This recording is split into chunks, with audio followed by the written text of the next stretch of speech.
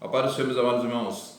Para mim é sempre uma honra muito grande poder estar trazendo mais um ensino da Palavra de Deus para vocês. E hoje nós daremos sequência à nossa série de mensagens que estamos falando a respeito do Evangelho do nosso Senhor e Salvador Jesus Cristo. Caso você não assistiu a primeira mensagem, está aí no canal, você assista. Eu creio que será muito edificante para a sua vida, né? Porque o Evangelho ele se apresenta como uma solução eficaz para o homem diante do próprio pecado do homem. Nós vimos na lição anterior de como ele pecou e ele foi destituído da glória de Deus. Então, a maneira que o homem tem para ser restituído à glória de Deus é por meio do Evangelho do nosso Senhor e Salvador Jesus Cristo. E hoje eu queria ler com vocês um texto que eu gosto muito. Eu acho que é daqueles textos principais que nós temos no Novo Testamento, quando se fala a respeito do Evangelho, que é o capítulo 15 de 1 Coríntios. O capítulo 15 de 1 Coríntios, o apóstolo Paulo vai começar a tratar ali o Evangelho, de onde surgiu o Evangelho, o pensamento a respeito do Evangelho, de onde vem essa ideia do Evangelho.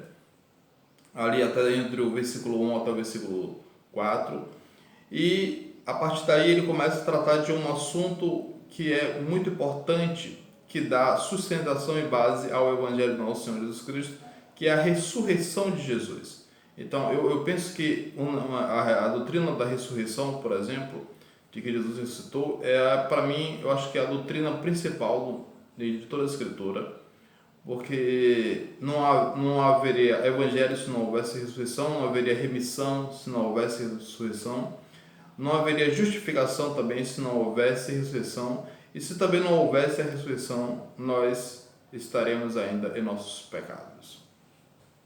Mas hoje a gente não vai falar sobre a ressurreição do nosso Senhor, nós iremos falar a respeito somente da necessidade do evangelho para todo homem. E para isso eu queria convidar vocês a abrirem suas Bíblias em 1 Coríntios capítulo 15, do verso 1, eu vou ler até o verso 4. Então, acompanhe a leitura da Palavra de Deus. Irmãos, venham lembrar-vos o Evangelho que vos anunciei, o qual recebestes e no qual ainda perseverais. Por ele também sois salvos, se retiveres a palavra tal como eu vou-la preguei, a menos que tenhas crido em vão. Antes de tudo vos entreguei o que também recebi, que Cristo morreu pelos nossos pecados, segundo as Escrituras, e foi sepultado e ressuscitou ao terceiro dia, segundo as Escrituras. Amém? Vamos a uma breve palavra de oração aqui ao nosso Deus. Santo Deus, amado Pai Celestial, obrigado pela Tua palavra, Senhor Deus, obrigado pelo Evangelho do nosso Senhor Jesus Cristo. Nós louvamos o Teu nome, Senhor Deus, e Te agradecemos, ó Pai, pela Tua santidade, Senhor Deus, pelo Teu poder e pela Tua glória, Senhor. Nós oramos a Ti em nome de Jesus. Amém. Queridos, falar do Evangelho é a coisa mais importante para o cristão, porque é necessário que nós, como crentes em Cristo Jesus, nós conhecemos plenamente o Evangelho do Senhor. Porque se nós não conhecermos o Evangelho do nosso Senhor Jesus Cristo, nós seremos deficientes na nossa fé. E aí a gente não terá uma compreensão muito clara do que Cristo fez e o porquê Ele fez. Então, meu propósito com essa série de mensagens é trazer esse entendimento, esse propósito pelo qual Cristo morreu na cruz para nos salvar dos nossos pecados. Você veja aqui entre o verso, essa leitura que nós fizemos, entre o verso 1 ao verso 2, entre o verso 1 e o verso 2, o apóstolo Paulo ele vem alertar os irmãos da necessidade de conservar o Evangelho da maneira que ele pregou, né? Ele diz aqui: irmãos, venham lembrar-vos do Evangelho que vos anunciei, o qual vocês receberam e ainda perseverais. Por ele também sois salvos. Veja, a salvação é pela aceitação clara do Evangelho. Então, se não houver uma aceitação clara do Evangelho, o entendimento do propósito pelo qual o Evangelho veio ao mundo, a nossa salvação será completamente deficiente em Cristo. Aí ele continua dizendo: por ele também sois salvos, se retiveres a palavra pela qual eu preguei a vocês. Ou seja, então a salvação era se eles mantivessem a palavra pela qual foi pregada a eles pelo apóstolo Paulo. Ou seja, eles tivessem uma fé saudável, uma fé firme. Não uma fé em Deus que não produz salvação. Porque, por exemplo, a Bíblia diz lá em Tiago que os demônios, eles creem em Deus, eles sabem que Deus existe, mas essa crença em Deus não produz salvação. Já a crença em Deus por meio do Evangelho, essa crença produz salvação, porque leva o homem a viver uma vida nesse mundo que agrade a Deus. E como é uma vida que agrade a Deus? Você vivendo baseado nos preceitos de Deus que Ele coloca na sua palavra para todo homem. Vivendo em santidade, em remissão, em redenção a cada dia. Vendo que Ele não pertence mais a este mundo, ao sistema mudando e corrupto que esse mundo oferece. Então ele é uma pessoa que ele se afasta desse mundo, ele é chamado para fora, ele vive agora no poder do Evangelho do nosso Senhor Jesus Cristo, e isso traz a ele uma salvação. E traz a ele próprio, ao pecador, aquele agora pecador penitente, porque agora ele já é uma nova criatura em Cristo Jesus, há uma maneira de viver, há um estilo de vida completamente diferente de viver. E ele diz aqui no verso 3: antes de tudo vos entreguei o que também recebi. Ou seja, o apóstolo Paulo, ele entregou o Evangelho, ele pregou o Evangelho como ele recebeu do próprio Senhor Jesus Cristo.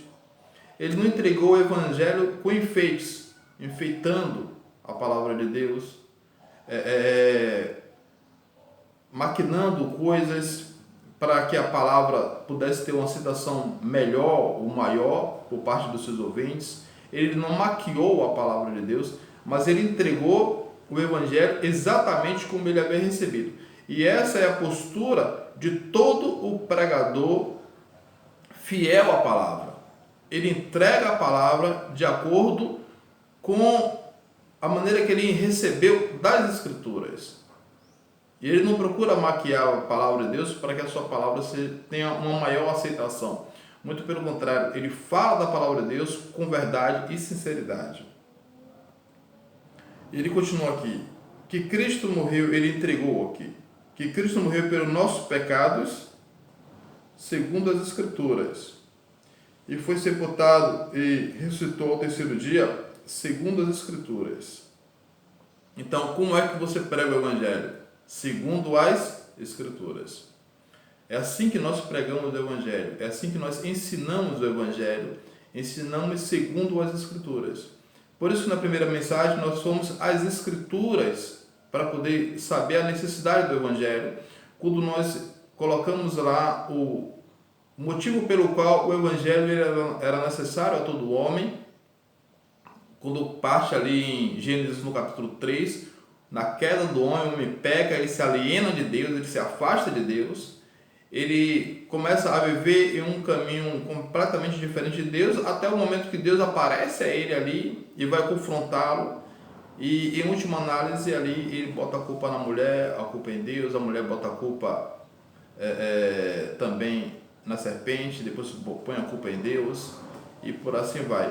Então o homem naquele momento ele se aliena de Deus, Deus afasta ele, Deus expulsa ele do paraíso, do Éden, e aí o homem perde o caminho completamente, ele perde o meio pelo qual ele deve adorar a Deus, ele acaba vivendo uma vida totalmente contrária à vontade de Deus, e o objetivo de todo homem aí agora é tirar Deus do trono, por assim dizer, e ele começa a se endeusar a ele mesmo, ele começa a adorar a sua própria espécie, e quando não é assim, ele adora a outras espécies de animais, de répteis, de quadrúpedes, e ele tenta tirar Deus de toda forma do trono pelo qual Deus está sentado. E ele se torna um inimigo de Deus. Mas a Bíblia diz que Deus amou o mundo de tal maneira que deu o seu Filho para que ele pudesse vir ao mundo morrer pelos nossos pecados. O apóstolo Paulo diz aqui que ele ensinou o Evangelho segundo as Escrituras. Então, como é que nós poderíamos ter um vislumbre, assim, rapidamente, a respeito do Evangelho segundo as Escrituras? Você sabe que Deus ele escolheu um povo no Antigo Testamento, ele formou um povo do nada no Antigo Testamento, de uma forma misericordiosa, quando ele chama Abraão, ainda Abrão, para poder ser dele, e promete a ele uma descendência que seria descendência do povo de Deus. E a partir daquele momento ali, Deus começa a ensinar aquele povo que eles precisam viver ou ter um estilo de vida diferente dos pagãos, os quais eles até pertenciam, né? Abraão pertencia, mas que a partir de Abraão ali nasceria uma nova geração, aonde seria para a glória de Deus. E nós vimos como Deus ele foi tratando esse povo, né? Como Deus foi conduzindo, até que esse povo ficou 400 anos escravizados no Egito, e Deus, depois de 400 anos, Deus tirou esse povo do Egito, Deus caminhou com esse povo para o deserto, levou a eles a uma terra que manava leite e mel, para que Deus pudesse dar testemunho de si mesmo ao mundo através do povo de Israel. Você sabe que uma das maiores provas de que Deus existe e que Deus ele opera no mundo é exatamente o povo de Israel. O povo de Israel é uma evidência de Deus. É por isso que muitas nações no mundo, na história, desde que esse povo surgiu, que eles tentam destruir esse povo, mas eles não conseguirão destruir esse povo, porque o povo de Israel é exatamente uma demonstração clara de que Deus existe, de que Deus opera. Então Deus nunca vai permitir que o povo de Israel venha a ser destruído. E ele diz aqui que o Evangelho ele pregou segundo as Escrituras. Nós vimos como Deus, ao conduzir esse povo, tirando o povo do Egito, caminhando o povo de Israel pelo deserto, Deus proveu para que eles pudessem fazer sacrifícios pelos seus pecados, quando eles derramavam sangue de um animal para fazer remissão pelos seus pecados. Esse momento dessas remissões seria um início de uma demonstração ali clara de que o povo ele não poderia ser salvo por si mesmo. Eu não posso ser salvo por mim mesmo, baseado na minha própria justiça, porque eu não tenho justiça própria, porque eu sou pecador. Como você não pode, o povo de Israel também não poderia ser salvo por eles mesmos. Isso, a certeza disso, era os sacrifícios que tinham constantemente em Israel. E uma vez por ano tinham um sacrifício por toda a nação, aonde o pecado do povo ali ele era perdoado, o animal morria, vertia seu sangue, esse sangue era levado pelo sumo sacerdote ao lugar santo dos santos. Nós falaremos um dia a respeito sobre esse assunto. E ele aspergia o sangue nos chifres, depois derramava ali na tampa do propiciatório, e a glória de Deus aparecia como sinal de perdão absoluto para o povo de Israel. Então, essa era uma demonstração clara de que Deus estava operando naquele meio. E uma demonstração clara também, e bem evidente, de que o povo ele precisava ter remissão de pecados por meio de sacrifício. Esse sacrifício, quando nós olhamos para isso aí, e nós aplicamos isso a Cristo, nós vimos que todo esse sistema sacrificial do Antigo Testamento, ele era uma sombra daquilo que Cristo faria um dia, ou daquilo que Cristo fez um dia para nós hoje. Então, Cristo, quando ele morre na cruz, ele faz ali a remissão pelos nossos pecados, ele provê a Deus uma maneira pela qual nós deveríamos ser salvos, que é por meio do nosso Senhor Jesus Cristo. Já na antiga aliança, o sangue derramado era uma espécie de declaração do povo a Deus, dizendo: Senhor Deus, eu creio que um dia o Senhor proverá um sacrifício perfeito, mas até que esse sacrifício venha, nós estaremos sacrificando o sangue deste animal. E aí eles tinham ali a remissão dos seus pecados, pela crença de que um dia em Cristo eles seriam remidos pelo pecado deles. Então, como é que nós pregamos o Evangelho? Expondo o pecado do homem. Porque pelo pecado o homem foi destituído da presença de Deus. Como é que nós vencemos agora o pecado pelo qual o homem foi destituído? Pelo mesmo poder pelo qual veio o Evangelho, não é? Pelo poder de Deus. Pelo poder de Deus, pelo poder do Evangelho, nós conseguimos vencer o pecado. E uma vez que a gente vence o pecado, essa é uma demonstração clara que nós estamos seguindo o Evangelho da maneira que Deus quer, da maneira correta da parte de Deus. Né? Por exemplo, como é que nós entendemos que nós somos justificados? Quando o pecado já não tem mais domínio sobre nós. Quando ele não consegue mais sobrepujar os nossos desejos. Quando ele não consegue mais nos comandar, nos liderar. Aí nós estamos vivendo uma vida de santificação, de justificação na presença de Deus. O nosso Evangelho que nós pregamos hoje, de um modo geral, tem sempre como centro o homem. Porque Deus fez isso na minha vida, e aí por assim diante. Mas o Evangelho correto, ele é pregado, ele é ensinado segundo as Escrituras. Porque o Evangelho não está no homem. O foco do Evangelho não é o homem. O foco do Evangelho é Deus, é o amor de Deus, porque Deus amou o mundo de tal maneira que deu o seu Filho para que todo aquele que nele crê não pereça, mas tenha a vida eterna. Como é que eu posso ter uma adesão do que Deus fez por mim? Como é que eu posso me juntar a isso? A partir do momento que você crê no Evangelho do Senhor Jesus Cristo. O Evangelho não é impossível você crer nele. Não é difícil de você crer. Não é complicado para você entender. Mas ele tem que ser eficaz na sua vida, de maneira que você olhe para o Evangelho de Jesus Cristo e você possa compreender exatamente o que Deus quer, as demandas dele para a sua vida. Porque o Evangelho não é você frequentar simplesmente uma igreja, ou ser batizado em uma igreja, ou pregar em uma igreja, ou ensinar em uma igreja, ou cantar em uma igreja. Mas o Evangelho, ele implica mudança completa na sua vida. Transformação completa. É o poder de Deus que vem sobre a vida do homem para transformar esse homem, mudar o coração, transformar a vida, a mente, o pensamento, te dar uma cosmovisão de mundo completamente diferente daquela que você tinha anteriormente, de maneira que todas as atividades da sua vida, ela seja norteada pelo Evangelho do Senhor Jesus Cristo. Porque nele nós estamos vivendo, se é que, como diz o apóstolo Paulo aqui, se é que você, a menos que você tenha crido em vão. Porque se você creu em vão no Evangelho de Jesus Cristo, o Evangelho para você não significa nada.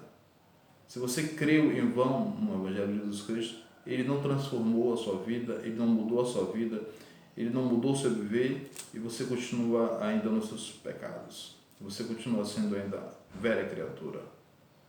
Então, a maneira pela qual nós nascemos de novo, nós temos a adesão à família de Deus, é pelo Evangelho. Por isso que o Evangelho é importante para a vida do homem. Por isso que o Evangelho é eficaz. Né? Porque ele é o poder de Deus para a salvação de todo aquele que crê. Veja que, como o apóstolo Paulo fala isso, aqui em Romanos, no capítulo 1, verso 16, ele diz: pois não me envergonho do Evangelho, porque é o poder de Deus para a salvação de todo aquele que crê. Ele fala, primeiro do judeu, na escolha soberana de Deus daquele povo, primeiro do judeu, lá no Antigo Testamento, segundo as Escrituras, e também do grego, ou seja, de todos os gentios, visto que a justiça de Deus se revela no Evangelho, de fé em fé, como está escrito, o justo viverá pela fé. Amém? Que esse momento você possa refletir um pouco na sua vida e você possa olhar para a caminhada que você tem ainda diante de você Eu não sei qual a idade que você tem, mas certamente você não terá mais 100 anos de vida. Mas você terá ainda uma eternidade toda. E a sua eternidade vai depender um dia qual foi a escolha que você fez quando você estava aqui nesse mundo. Isso vai determinar aonde você passará a sua eternidade. Então, se você entendeu o Evangelho, você tem entendido, você tem compreendido, viva por meio dele, pelo poder dele, e busque uma orientação de alguém mais experiente do que você, ou de uma igreja, para que você possa viver uma vida que agrade a Deus. Amém? Que esse momento possa ser valioso para você. Que você possa compreender cada vez mais qual é a vontade de Deus para a sua vida. Deus abençoe.